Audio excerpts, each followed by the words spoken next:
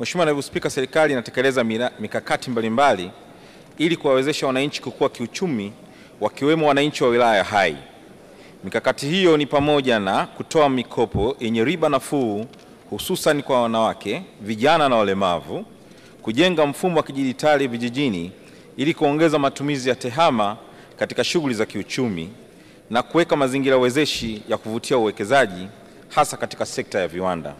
Mheshimiwa Naibu Spika, kwa upande wa wilaya ya Hai, serikali imeendelea kuhakikisha mradi wa kiwanda cha KMTC, yani Kilimanjaro Machine Tools Company, ambacho kiko chini ya NDC unatekelezwa.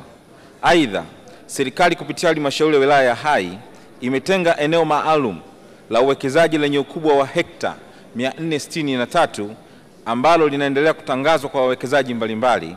Hivyo serikali itaendelea kuhimiza na kutangaza fursa zinazopatikana katika wilaya ya Hai, ikiwemo fursa ya utalii, kuimarisha uchumi wa wananchi. Asante sana Mheshimiwa Spika. Mheshimiwa Mafue. Asante Mheshimiwa Naibu Spika.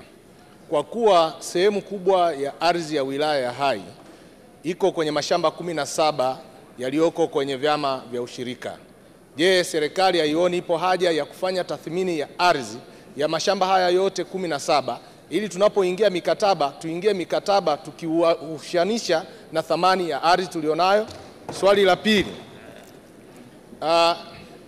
moja ya sababu inayosababisha kufifisha uchumi wa jimbo la Hai ni wawekezaji wasio na uwezo wanaoingia mikataba kwenye mashamba haya ya ushirika.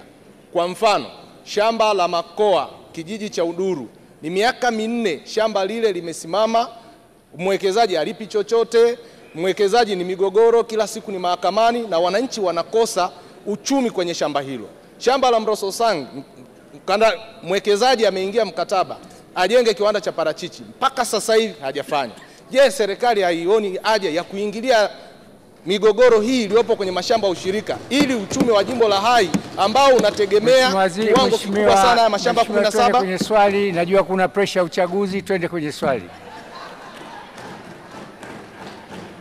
Mheshimiwa Naibu Spika, naomba nijibu maswali mawili ya Mheshimiwa Sashisha kama ifuatavyo. Kwanza nimshukuru na nimpongeze, kwa kweli amekuwa ni champion mkubwa anayefuatilia masuala ya ushirika katika wilaya yake, na kwa kweli ni mbunge ambaye yuko makini, na mshukuru sana kwa hilo, nampongeza. Mheshimiwa Naibu Spika, mashamba 17 yaliyoko chini ya ushirika, ikiwa ni pamoja na hayo mashamba ambayo yako chini ya mkataba wa huyo mwekezaji. Mheshimiwa Naibu Spika, sisi ofisi ya Rais masuala ya uwekezaji tuko kupitia ofisi ya msajili wa hazina. Mheshimiwa Naibu Spika, katika bajeti inayofuata ya mwaka huu tumeweka mkakati mkubwa ambao tutakwenda kufanya tathmini ya mali zote ambazo ziko chini ya TIARA na mali zote ambazo za serikali, kuzifanyia tathmini ya kina, kujua thamani, ili tunapoingia mikataba ya uwekezaji, Mheshimiwa Naibu Spika, tuweze kujua tunaingia mikataba katika ardhi au mali ya serikali yenye thamani ipi. Mheshimiwa Naibu Spika, huo mkakati upo. Tunaomba tu bunge mkitupitisha budget, tutakwenda kufanya kazi hiyo ya tathmini, na hii itakuwa ni hatua moja nzuri sana ya kuweza kumove mbele, kuweza kuangalia namna ya kuingia mikataba ambayo ni yenye tija, mikataba ambayo inakuwa na manufaa na serikali. Kwa hiyo nimtulize Mheshimiwa mbunge atulie, tunakwenda kufanya hiyo kazi. Lakini vile vile kwa hizi kesi ambazo ziko mahakamani, Mheshimiwa Naibu Spika, ninasita kuongea kwa sababu ziko mahakamani, basi ni vizuri kuchukua hatua stahiki ili tuweze kuona ni namna gani ya kuweza kwenda mbele katika kuleta tija pande zote mbili, kati ya mwekezaji pamoja na wananchi wa Hai. Asante sana Mheshimiwa. Mheshimiwa Justina.